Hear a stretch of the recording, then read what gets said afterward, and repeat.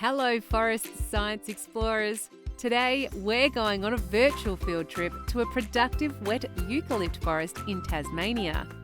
Let's go meet Kylie, a forest scientist called a forester. It's her job to use the science of these forests to sustainably manage them for a range of outcomes. For the plants and animals that live here, to maintain healthy waterways, protect cultural sites, and in these productive forests, to grow, harvest and regenerate the trees that are used to make everyday timber products like flooring, furniture and architraves. Come with us now to look for clues that show us how this forest has adapted to grow in this unique region of Australia and how this science helps foresters like Kylie manage them for today and the future. And don't forget to look up and down and all around you. Are you ready? Let's go! G'day Forest Science Explorers, my name is Kylie and welcome to my office here in the southern forests of Tasmania. Don't forget to look around. As you look around, can you see there are a lot of different types of trees and ferns in this forest? Tall, wet eucalypt forests exist in temperate, oceanic climate zones in southeastern Australia in deep, fertile soils. And you guessed it, this forest gets lots of rain. For clue number 1, we look into the forest to see its many layers. Each layer offers many different organisms different habitats to live in. But as you can see, with rain and food in abundance, the plants are thriving and crowded and competing for sunlight. As we travel over these forests, you can see the tallest tree canopies look like they touch each other. This acts like a roof in the forest. Shorter growing plants living in this forest have adapted to these lower light conditions like the man fern and bracken. Can you guess what adaptation these trees have in this environment? Yes, growing tall quickly. In the battle for sunlight, it's the tallest trees that win. In fact, some trees in this forest type are ranked as some of the tallest trees in the world, reaching up to 100 metres in height. To help us find clue number 2, we need to look down to the soil. The soil type in an environment is one of the biggest factors that can determine what plants grow there and tells us about the tree's food or nutrient needs.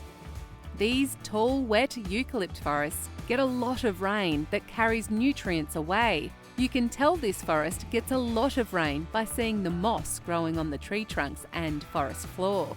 So, how can the soil be fertile? Have a look around and you'll see this forest has a deep layer of leaf litter.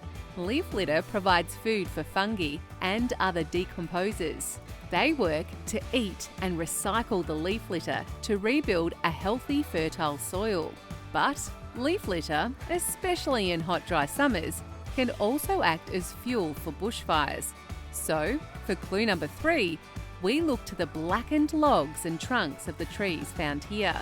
This tells us that fire has been through these forests. Fire has been a constant visitor for millions of years in these forests, and the trees and animals have adapted in different ways. Did you know the trees in this forest need infrequent fire as an essential part of their life cycle? Fire triggers some eucalypts to drop their seeds to the forest floor from their safe capsule home in the tree canopy. When rain arrives, chemicals from the smoke in the ash bed triggers these seeds to germinate into seedlings. And so the forest cycle starts again. These seedlings will one day grow to become the next tall trees in the forest. So we've found all the clues. Can you remember how trees in tall, wet eucalypt forests have adapted to their environment? That's right, by growing tall quickly in wet and fertile soils created by thick leaf litter to win space for sunlight, and through adapting to bushfire events through releasing seeds from their capsules into the new ash bed below. That then triggers germination to start the forest cycle again. It is forest science like this that foresters like Kylie use every day in their work to sustainably manage, harvest and generate these productive forests for today and for all generations to come. But not all forests are the same. Can you find our tall, wet eucalypt forest? What can you see that's different between this forest and others found around Australia? Can you think of why they might be different? That's right, because they grow in different environments and have adapted in different ways. So come and join us to explore other Australian forests and meet more forester friends and keep on exploring.